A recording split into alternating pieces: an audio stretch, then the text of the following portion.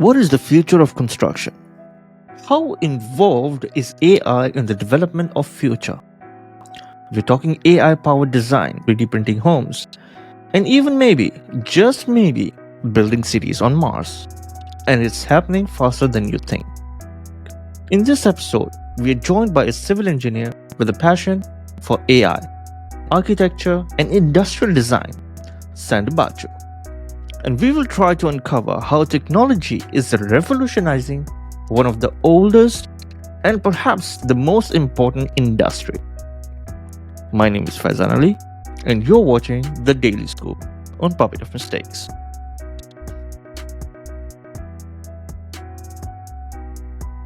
Hello, and thank you so much for joining us, Sandu. It's a pleasure to host you, and it was really nice for you to accept my invitation to having this conversation with you. Construction has been one of the topics that I wanted to highlight for a while because I was working on one of these projects as well myself, but I scrapped it. But this is something that I feel like it's a growing industry, and it will always keep on growing. We've seen construction industry booming since I feel like maybe early 60s or 70s, even before that. Even before that, right? Yeah, even before that. So this industry is something which I feel like will never die, and it will just keep on growing. And the advancement which is coming in construction industry is just simply amazing, especially when it comes especially when it comes to the duration of time which we used to take to build a small house.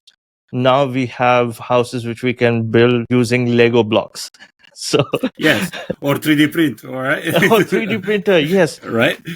Yeah, and this is a very important milestone in our construction industry, but at the same time, it is something which a lot of people, especially traditional minded people, have a little bit of question how credible or how you can say longevity this construction new reality has actually, because when I was young, my grandfather, my father, we always used to focus on like how durable is the house, how long it will stay, and especially and especially when it comes to like natural disasters, the majority of the focus was on durability. Are the new construction realities are following the same ethics and same rules, same durability scenario? Yeah, well, the things evolve, obviously. So even if we look on the past, so, just to introduce myself, my name is Sandu Baciu. By trade, I'm a civil engineer, but I really love AI. I do have also architectural background and also industrial design. But always I'm looking back in history, right? It's like we have stuff from more than 10,000 years ago, like the pyramids, or like there are stuff which always last. Now, can we do a house to last 10,000 years? Probably not. It's also related to the environment, or actually to the people, to the lifespan of the people. Usually a house is more like 35, 40 years. Typically it's like the peak of the life of a house, generation when two people, they make kids, they grow up, and after that they move, at least that is the simplified way. Yeah. But it's not quite like that, because first of all, construction by definition is actually a very conservative industry, in the sense that if something goes wrong in construction, especially on the safety side, it's almost catastrophic. A crane can collapse, or, an explosion and stuff like that, and people lost lives. So therefore, by default, same as the oil and gas industry, construction is actually very conservative. They do not want to do stuff, experimental, pioneering stuff like that, until they know that is actually safe to do it, right? And that branch in other stuff, using the industry, the industrial part, or maybe robotics, automatization in construction, because that takes that risks away, Okay, yeah, may have something, but we didn't lost any lives of anybody, right? That is very, very direct, blunt things which happens in construction. There are parts in the world actually where safety is not there, and we know, for instance, we have mega project, build something, Olympics or whatever, and they pull people over there and actually they have issues, right? So we try to avoid that. The standards for the industry in construction right now, they are focused on safety. And we notice the trend, actually, the safety is actually better and better and better. However, back to your question, like how we build stuff, right? Yeah. Let's take back only a few hundreds. I'm not saying to go to antiquity when the Romans, they invented stuff. They invent the arch. They do stuff with concrete, actually. They invent concrete like 2,000 years ago. But in the modern time, we try, obviously, with the Industrial Revolution to build bigger things. And construction is super cool because you can build mega things. And I think in the future, we're still going to have seeing those things getting bigger and bigger. We're going to make megalithic stuff, something which it was equivalent, like, as I said, 4,000, 5,000 years ago, when they built something which they last like thousands of years. Reality is in construction right now, and actually construction has got another thing, disregarding the political situation, war, peace, usually construction goes ahead. Either they build, either they demo.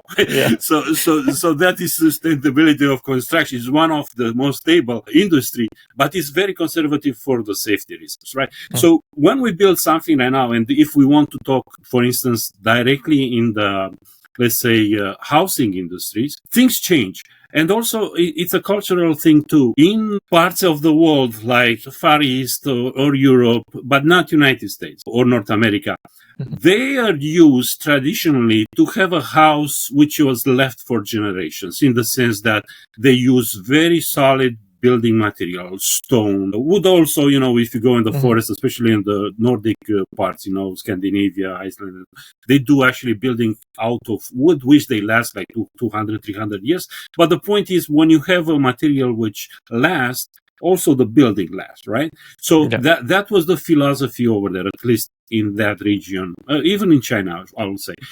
But when you go in the United States, the things change a little bit, because it's driven by economics, and also it's driven how much time you'll stay over there. And as I said, the typical thing, especially after the Second War, the United States, it was booming in the sense that a lot of people, create a lot of kids, the baby boomers, and they need houses, and they build a lot, and therefore they need to find a fast way to build it. So therefore they use this framing, where basically the wood frames, and after that they just close it, they put the installation. And even right now, if you build a house, think about it, you build a house, you build it like in a month or two.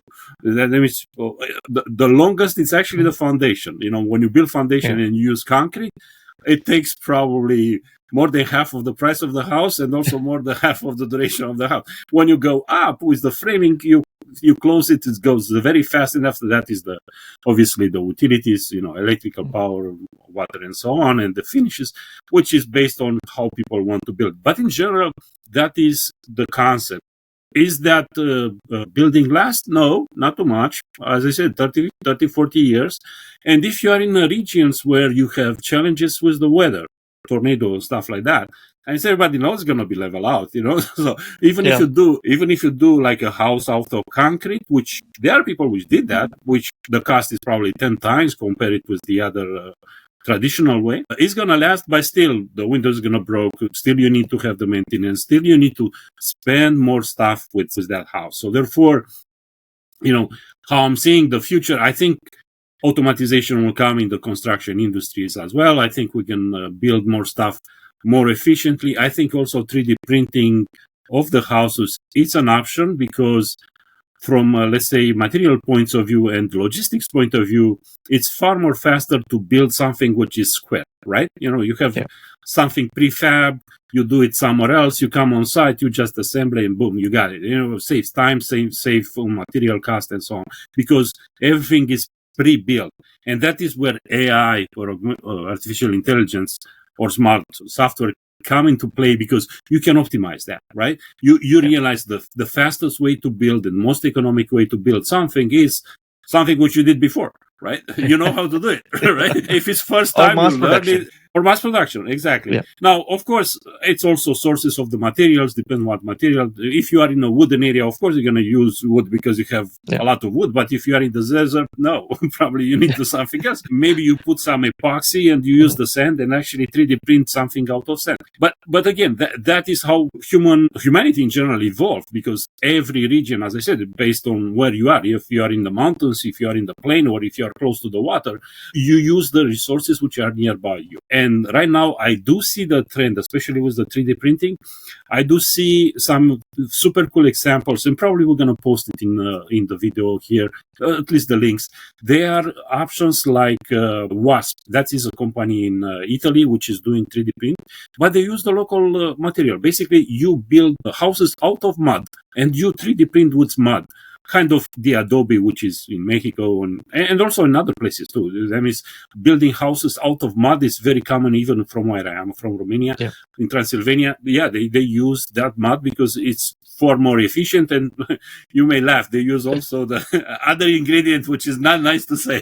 I got it. I got it. I mean, we have that over here as well. Yeah, right. In a lot of parts of Asia, it is very common to use mud and dung. Right, exactly. And it solidifies. And if you are living in a, let's say, seismic area where you have earthquakes, surprise, surprise, actually the mud house is more flexible than the regular, especially if it's something like of brick or something out of concrete, due to the vibration which is coming due to the earthquake. Actually, the mud house is dissipating that energy faster than one more rigid structure. Being rigid actually is going to have cracks because it's rigid. So it's like, also heat retention. Yes, but it's an energy protection, right? You'll be surprised. There are many different ways of building houses, and actually, it was a movement doing so-called earth ships. Earth ships means a building which is actually conserving the energy. The whole idea was to have like a face with glass, and the sun is hitting that area and is heating the area. So therefore, you can use that energy to actually maintaining the energy in the house under control. So, and also it was kind of half embedded in the soil. Therefore, it was cold and heat, and after that you mix this together. And you don't need very complex things. Actually, it's something very simple. It's almost naturally doing it, and it's very efficient from energy point of view. And that's another thing in construction. Energy is very important, extremely important. You can see solar panels and all those green energy, of course, but there are traditional ways which they were able to conserve the energy, and kind of they last, and people, they start rediscovering those using the shape of the building, the position of the building in relationship with the sun, and also have all those advantages, basically not wasting energy, because energy is actually quite important. And in a household, actually, a lot of people, they spend a lot of money on energy because they use the grid. That's another discussion. But now that you touched on energy, right, I want to discuss a little bit about now the trend is going towards go green. So a lot of people, a lot of countries are emphasizing on green energy, green infrastructure, especially in urban areas. A lot of countries have signed treaties with other countries to bring in initiatives about green infrastructure, urbanizing with a green initiative, and also mixing that with AI. How does AI relate to green infrastructure and green energy? Well, it starts with the design, first of all. That means at the base, AI is something like the LLMs, the language models. They scrape the internet and they take the information. So basically, you take the databases and you apply some algorithms and you shovel that and come with something new, but still is based on something which was created before. Now, with AI, we kind of do the same thing with the green energy, but also people apply their logic. Solar panels, they are okay, but they are okay only during day. It's not okay during night. Wind, same thing. It's okay, no problem. But if we don't wind, it doesn't. So people, they start looking to those things which are a little bit more complex. Obviously, we want to make sure the environment is okay. All this global change. A lot of discussions here, pro and cons. I don't want to go too much on that discussion because in the history of Earth, it was even worse. It was even warmer. It was, if you're looking during the dinosaurs, for example, the oxygen was not 23%, it was like 33%, right? So, and also the carbon was like 4 times higher. And we have giant animals on this planet. But it's not the point. The point is when we go into the green, let's do something which is sustainable and it also makes sense in the sense that I don't want to have pollution. Nobody wants to do that. For that point, I don't want even the atomic power to be used. It's far more dangerous, like AI, right? If you don't know it, try to do it logically and have, back to what I said, the safety part. We make sure it's safe first. And after that, we can do the other ones. Because there are other forms of energy. Even Tesla, he tries here in New Jersey, he was trying to do that free energy, as they call it, because it was like trying to have a tower and emitting. I don't know, it's electromagnetic stuff. But anyway, you don't know how safe it is. You do not know the side effects. Same like 5G. 5G, we know it's got some problems. If you are nearby one of those towers, you might get some health problems. So you need to see what makes sense and what is safe for humanity on the energy side. But back to the big cities, and as we discussed, there are actually solutions. For instance, you can obtain power by using a film made of algae, and that works on light, but also they work on very dim light. And actually, if you look in the cities, most of them, they are in the shadows. They do not have too much light. Only on the roof you have light. If you go down, especially on the high rise building, most of them are actually in the shadow below, let's say, I don't know, 10, 20 meters, right? At the ground level. Mostly shadow. So therefore, you need to come with solutions for that. And I will post also another interesting link, because you can use algae, which they convert actually the solar energy, and you can have energy, basically the electrical power.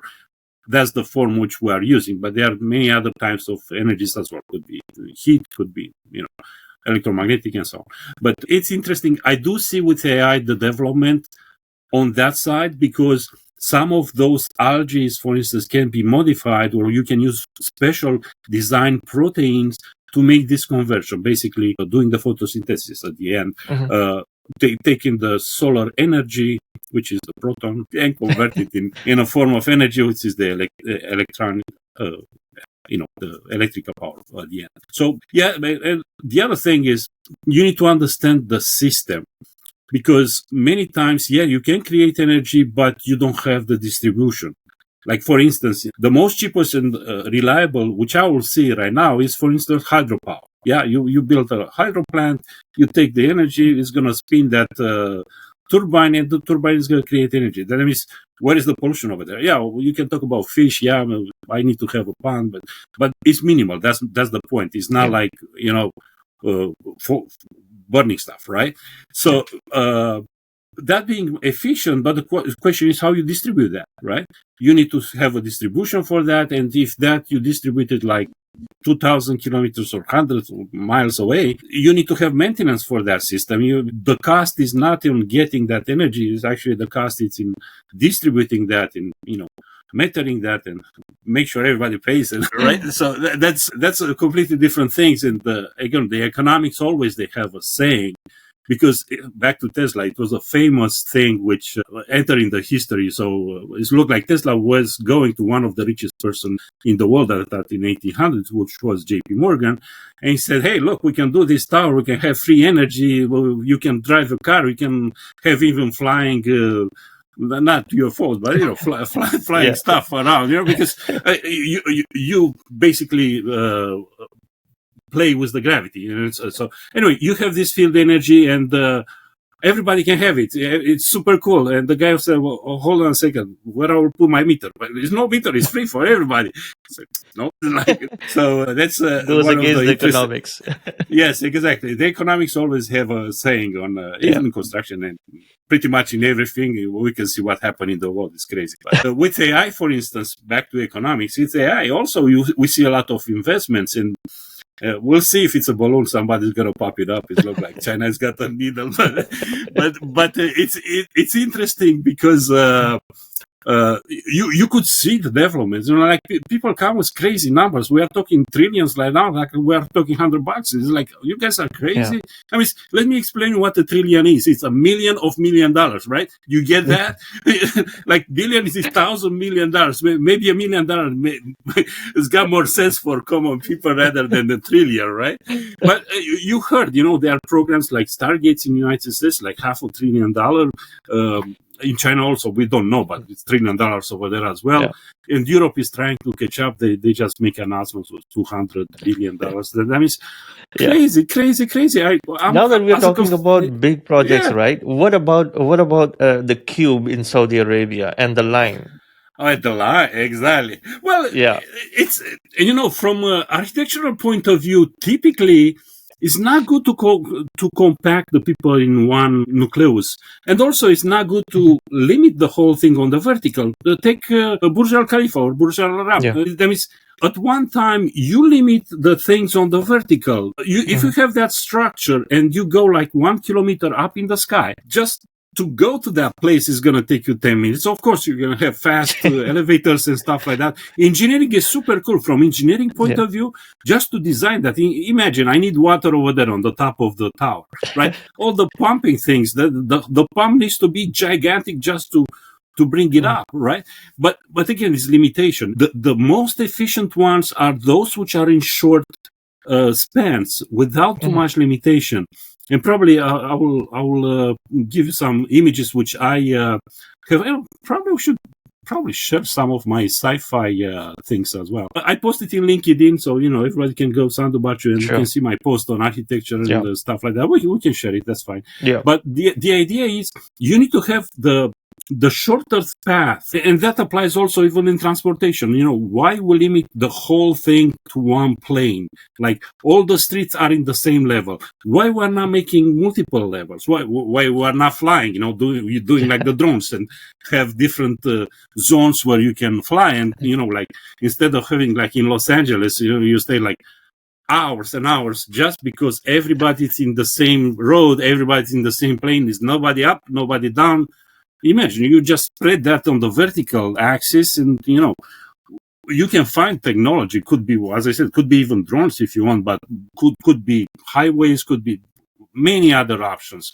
But you solve the congestion, and typically the town, that is what they have. They have a concentration, therefore it's congestion, and that needs to be solved in any aspects: energetic, utilities, population, social stuff as well.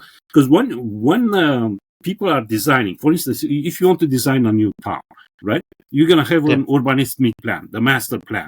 And what you want? Okay, I want the shopping centers, I want the residential, I want the houses, I want the administration. And they spread it evenly so people can have kind of short distances to go from one side to another. You're not going to put a shopping center like the airports at the end of the town so people can just move over there, because the whole road toward that area is going to be congested. Everybody goes shopping something, except of course they stay home and Amazon brings their stuff with a drone to you. But it's fun how the things goes with AI in construction, because right now we do have their application in AI which can solve the visual part with architecture. That means. And I should mention something interesting, and probably I will just share some of the screens so you can see it. In current area, for instance, we can pre-plan stuff, so I'll just share quickly an image here.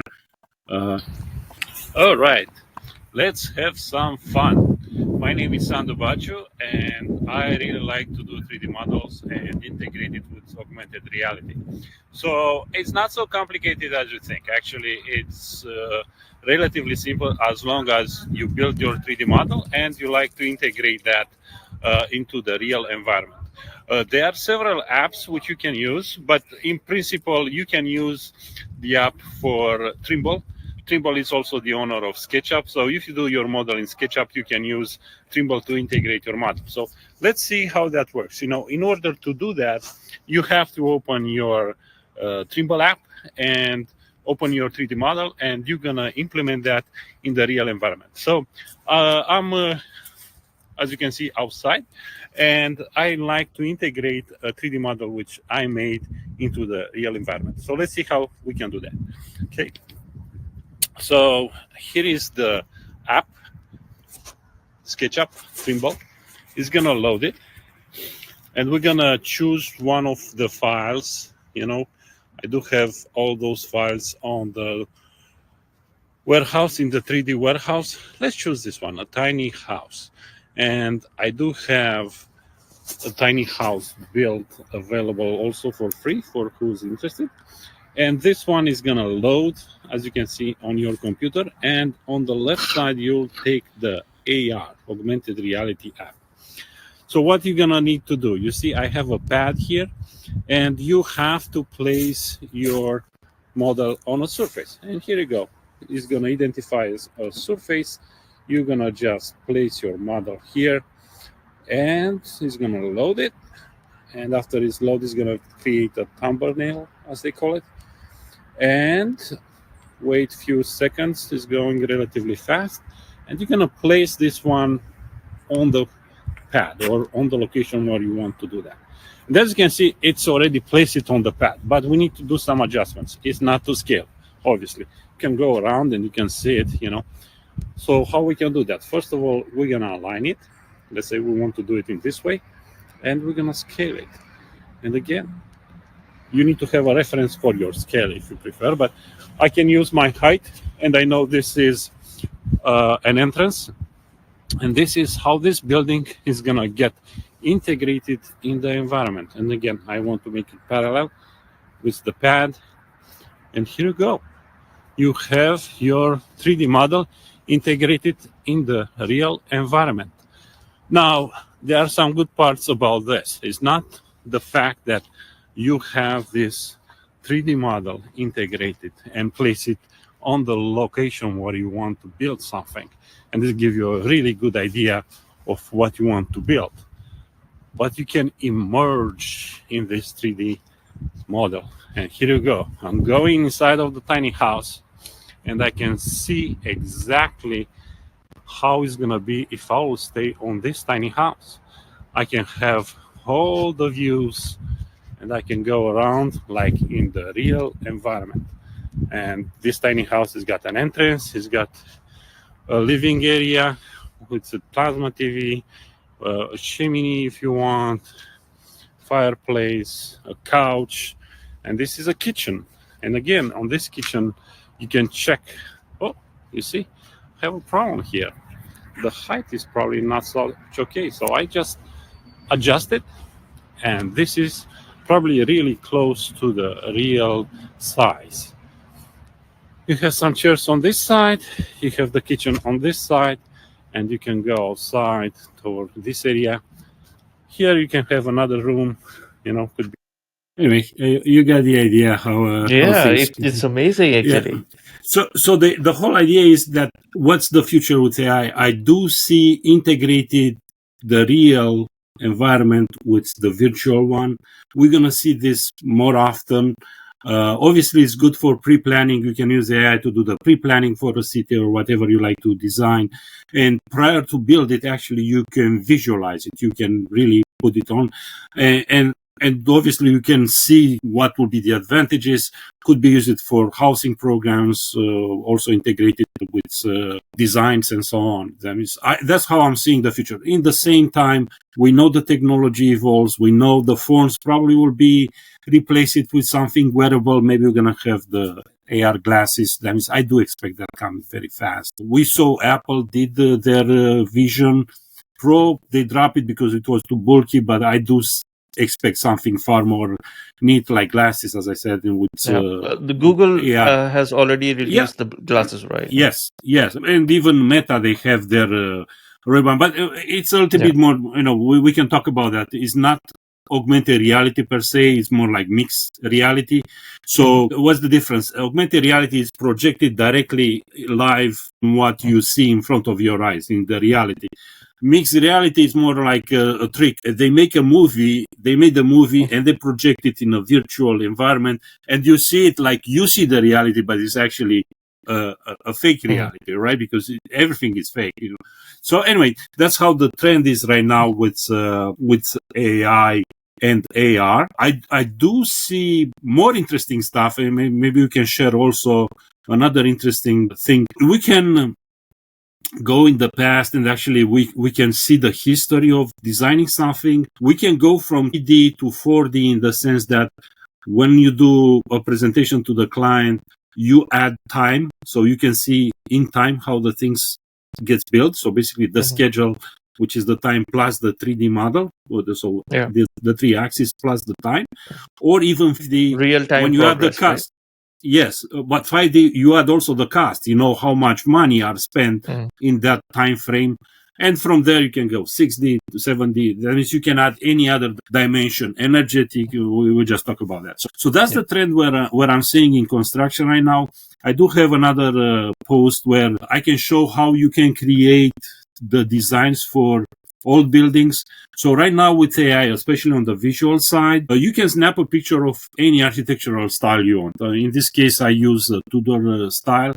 And based on that, I train Midjourney in a sequential way. Basically, I said, okay, give me something like this image, give me something like this image. And after that, I start defining how the things will go. And basically, I end up at the end doing several buildings, basically, which they look in that style. So basically, here is an example here.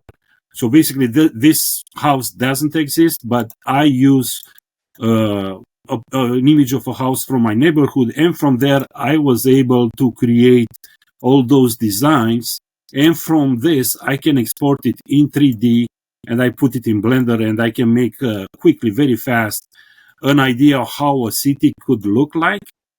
And that is good for design, because in general it gives you an idea. You could see it and you can immerse yourself and you can implement it. So that's how I'm seeing the future of design. There are two things to discuss here, because we go from taking an image and exporting that more like organic shape.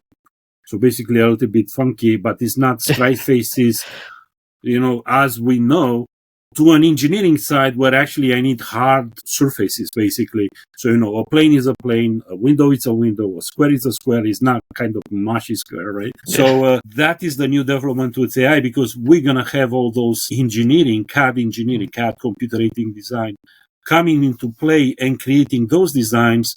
And from there, of course, you can 2D print it or have the engineering calculation or structural analysis and so on. Now, I might mention something extremely important, especially for artificial intelligence. And artificial intelligence have hallucinations, call it dreams, errors, happy accidents, call it as you want. But it's not exactly what you ask. So that's a very important thing for people which are not familiar with AI to know. Because if I do have a hallucination in a structural analysis and it's telling me that the building stays and it's a hallucination, I think it's going to collapse. So that's the reason, again, it's back to the safety part. Always, whatever is done with AI, we need to double check, triple check. A lot of people say, hey, we're going to obtain AGI. No, forget about the AGI. I'm not worried about the AGI. I'm worried about people which they took it blindly without using their brains as a final outcome. Like if somebody's doing a calculation with AI and he's told me that building is not going to collapse, the first thing which I'll do, I will double check that. Not check, double check, right? Because highly possible is going to be something which is off. Highly possible, because that's AI by itself. It's a variation. It's like a genetic mutation. It's going to give you something, and he's going to put it on the side. So you need to check on that, and on the thing where the things are based on exact mathematics, engineering calculation. You cannot have that. You can have it on the visual side. If a window is a little bit crooked because the architect was to do it like that means we can see it. Forget it. It doesn't draw anything straight. It's everything like this, right? And this is the famous architect. Yeah. But again, it's the point. Can we do that? Of course you can do it, but the meaning is different. It's an artistic way. It's he wants to be against the trend. He wants to revolutionize the way of thinking. Same with the deconstructivism. Every architect wants to make a statement to remain in the history, and lately it's crazier and crazier and crazier. That is, if you look to the modern buildings, they're not normal buildings. They combine stuff, But the point is, we can have those, and obviously we can calculate it from structural point of view. We can calculate to be safe, no doubt about it. But I don't think I will use AI, at least not at this point, when we know AI is going to have a variation, AI is going to have a hallucination, and we need to check on that. And that's the reason I'm saying AGI, yeah, maybe sometimes the artificial intelligence is going to get to a point where it's very smart, no doubt about it, but still human is going to check it. And at the end, the client is also a human behind. So far, I do not see anybody build something for an AI. AI still will be a human person as a client and done by a human person who's using AI. So all this here about the AI, to me, I think, guys, it's like you draw with a smart pen or with a wand. It's the same thing. It's the same thing. As the tools evolves. Nobody prove me that 1 + 1 is 2. How you need to prove me one? Everybody knows it's 2, right? If you say 1 + 1 is 10, okay. Some people will say, well, you're sure. But if you are working binary, it's actually 1 0. So again, you need to understand the whole thing, and that's the reason I'm not really worried too much about the AI. I'm kind of being concerned of people using AI in two ways, either in a really bad way, which I don't want to talk about that. I mean, there are very few people. Most of them, 99%, they are using in the right way. But the biggest concern is that you adapt the AI without actually having the sanity check, and you take as granted something which is produced by AI. And I think this is actually where the human mind is actually wonderful, because you're going to use the common sense, you're going to use your experience, you're going to check something which doesn't look right? And prime example on the AI one was drawing, you're going to see people with 6 digits instead of 5, right? That was famous with Midjourney, like when they were version 4. You have very nice images, but people, they have like 6 fingers. So I say, okay, it's AI, right? Yeah, so that's construction in general. So one thing that I want to ask is, like, when we were talking about mistakes right now, and you can say like hallucinations in augmented reality and whatnot. When it comes to smaller projects like me building my own house, I can understand because I am constructing, and probably I'm not in construction industry, but because it's my house, I want to be hands-on. I want to look at things from my perspective, things like this. So a lot of times most probably I will make a lot of mistakes. When it comes to big projects, when it comes to like building, let's say like Mona Lisa, sorry, I'm talking about Mona Lisa, like a Eiffel Tower or a big building, a big project which is going to be an icon in the whole city or a whole country even, right? Or the whole region. Those projects are probably designed by experts who are working on safety, security, and like every single aspect that it should be 100% perfect.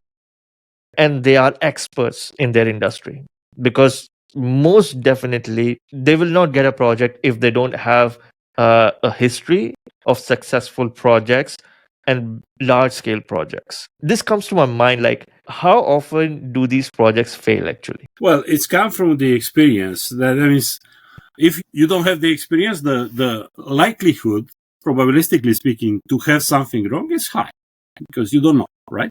Yeah. However, if you build something similar before, you kind of know how it's doing, and therefore the probability to have something wrong, it's relatively low. Always is going to be a probability, probabilistically, to something going wrong.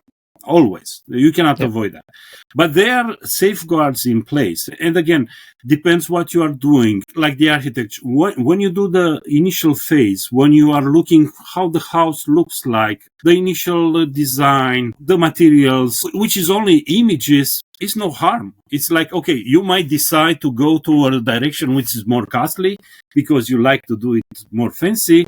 And it was probably easier to use more panelized and something which is more for pre-production, basically modular stuff, which goes cheaper. But again, it's no stuff related to the accident. You might have, obviously, you can have a flow design, which could be, like a structural thing. You miss an element, a structural element. Like you're supposed to have something, like a column somewhere, and you don't put that column. Obviously, the whole things may, the efforts get redistributed. You might have cracks somewhere. I don't think it will collapse, but but the idea is they are in phases, and AI at the beginning, I don't think is going to impact too much. But as you develop it, and definitely when you start the construction itself, I don't think it's too much AI. Now, of course, we can talk about robotics. We can talk about implementing stuff. I do see, for instance, if we are using the augmented reality, and let's say I'm building a high-rise building and it's got like 100 floors, and the 100th floor, I don't have handrails around, but when I'm putting my glasses, I see the handrails and I think the handrail is there, but it's not, right? Yeah. So somebody is going to have that fake sense of protection, but in reality is not, and they may fall. So that's where I'm seeing the misuse, in the sense that people need to be trained, or limitation. In general, mega jobs, they have challenges, no doubt about it. Even when we said in space, Apollo 13, everything was perfect until, oops. And after that, those guys, they tried to bring the guys back, and in a matter of hours, they tried to figure out something which took like 3 years to build it before. That means, is that pressure? It was a chance to fail. Of course, the chance to fail, it was very high, but they kind of succeed to not fail, and actually they bring the astronauts back. Same thing in construction. If we want to build, surprising. If we want to build a pyramid, exactly exact copy of the Giza pyramid, we cannot build it right now. We cannot build it from certain reasons. If you want to use big blocks, we don't have the cranes for that. We need to design a tool. We need to design a crane able to put the 1,000 tons blocks of concrete, of granite right on the top, right? So in construction, a lot of people think construction, it's only the building itself. You need to go a little bit outside and understand the sphere of what happens. Like any trade, like any artist, you need tools. Tools are actually many times more important than what you want to achieve, because the tool is going to give you the achievement. You cannot build a watch with a hammer. You can. I'm not guarantee it works, right? Yeah. But same thing happens in construction as well. You need super tools, equipment, and so on.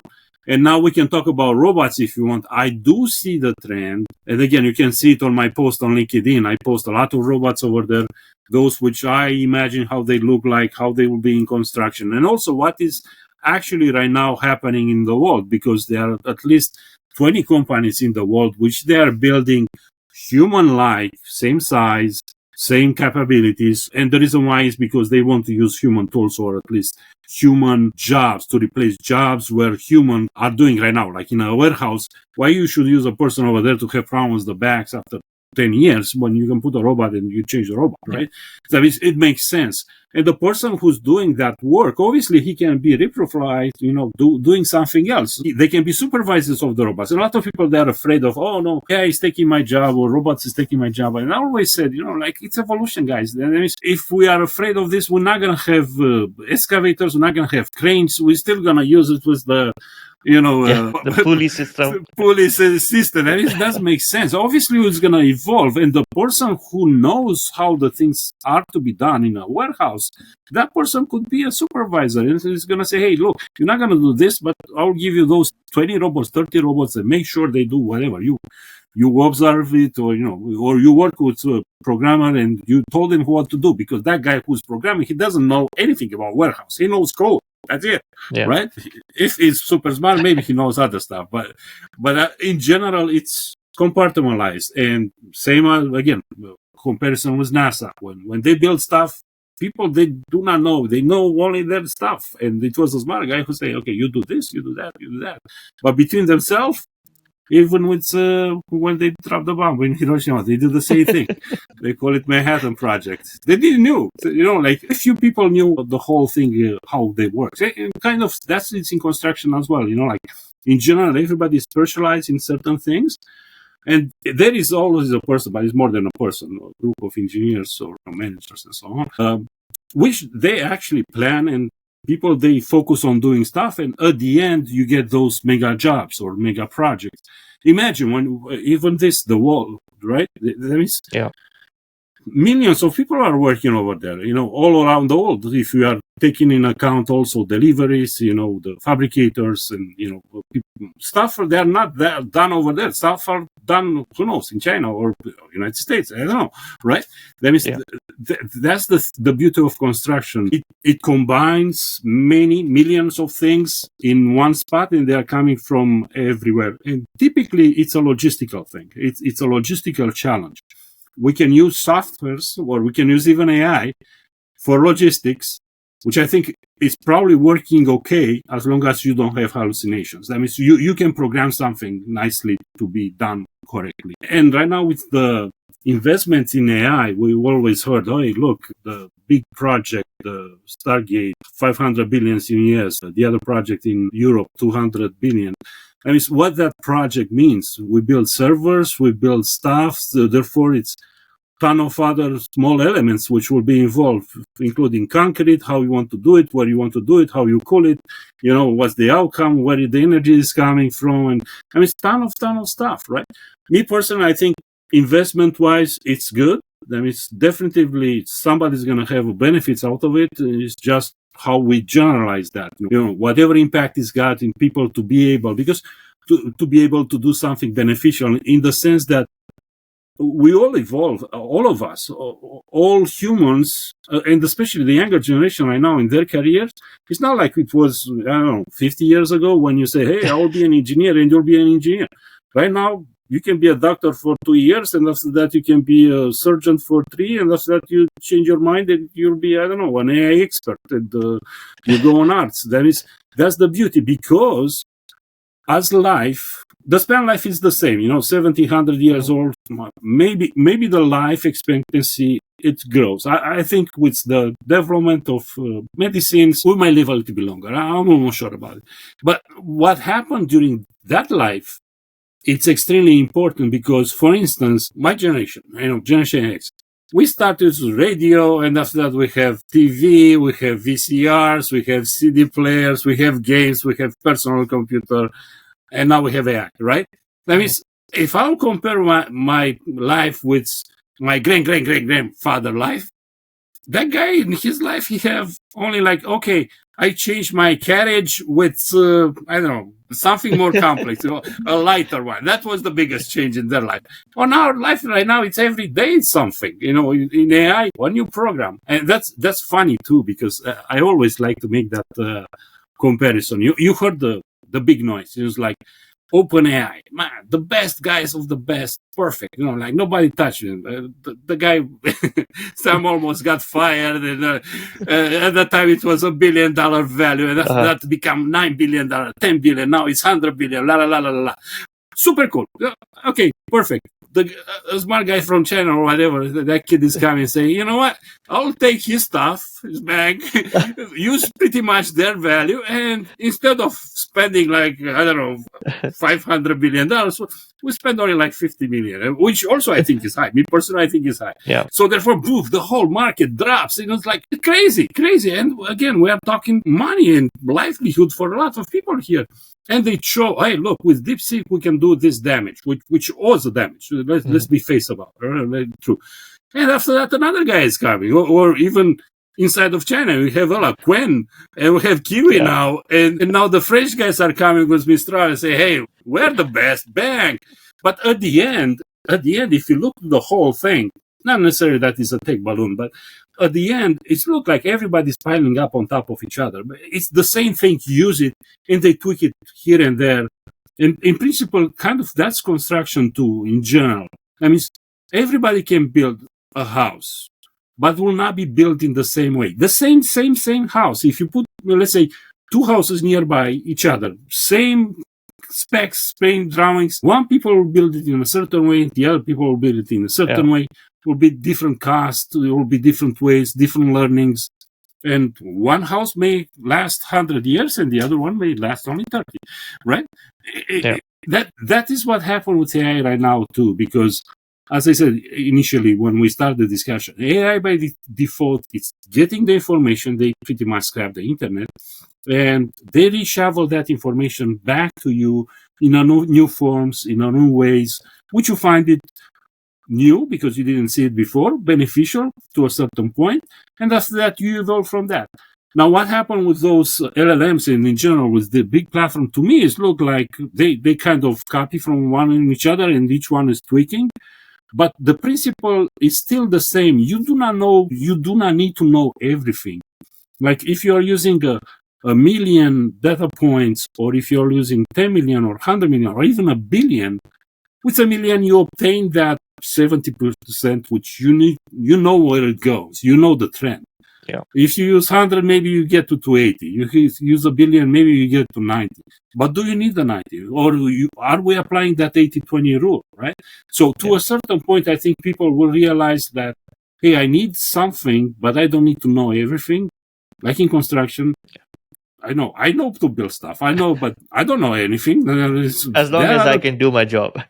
As long as the outcome which you provide is solid, it's sustainable, and also is the quality, right? Because at the end, people want to pay as less as possible and to get it as fast as they can. That's the general rule. It's like, if you can give me something yesterday, it will be great. Maybe with time travel, we'll do that. I don't know, but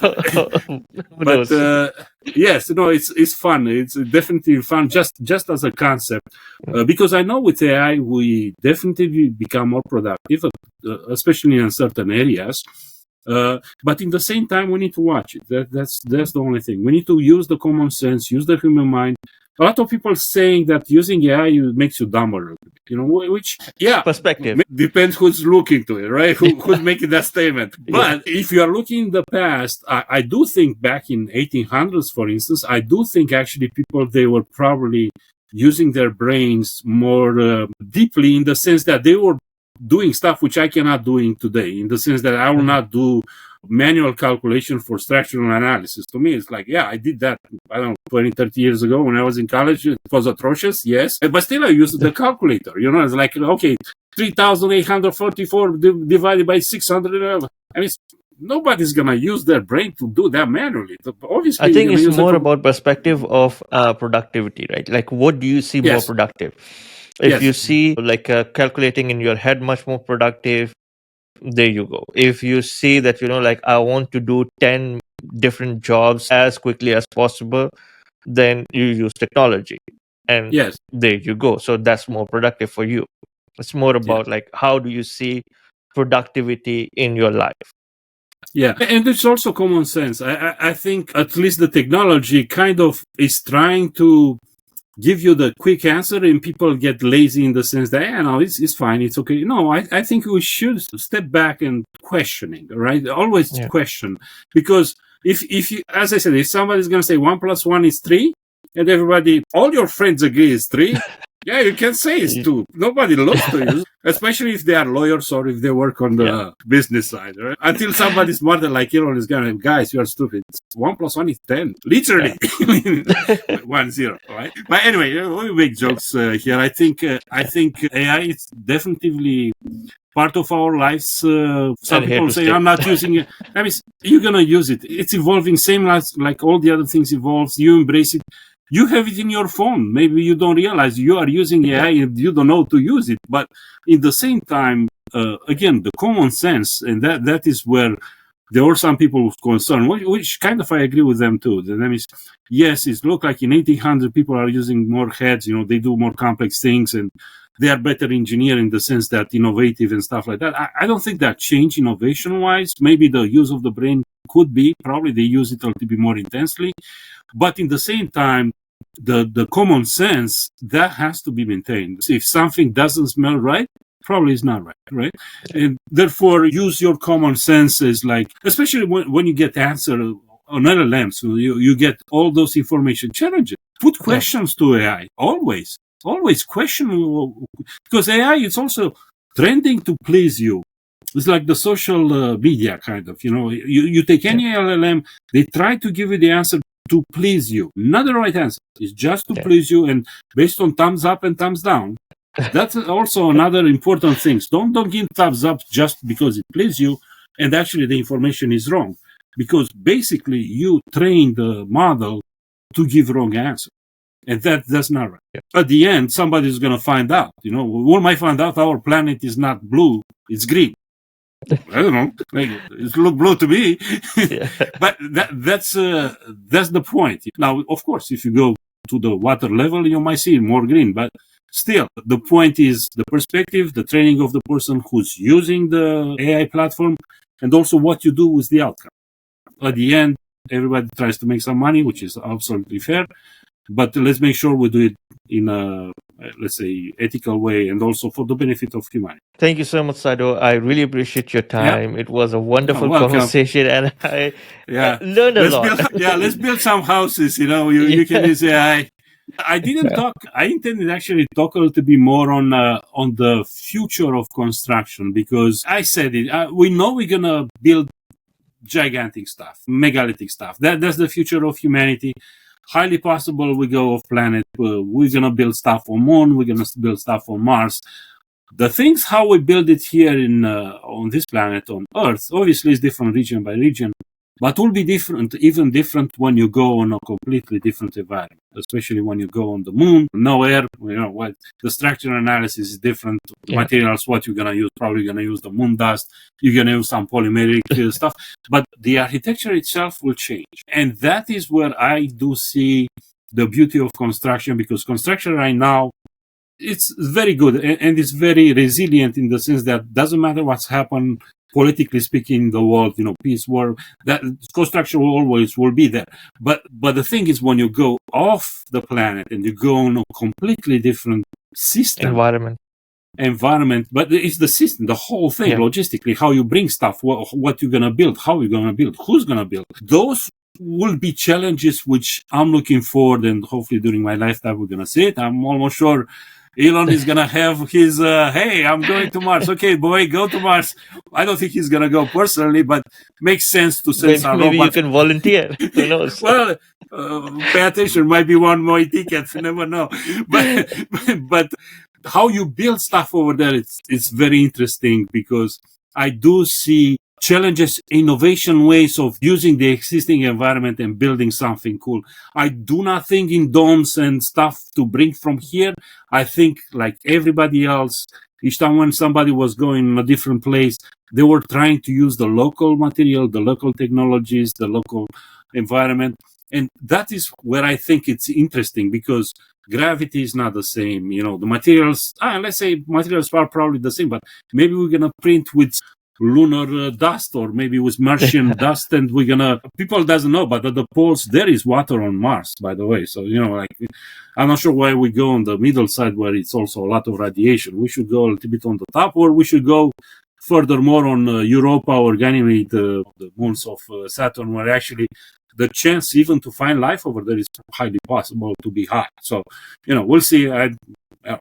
Lots of discussion about ETs and stuff like that.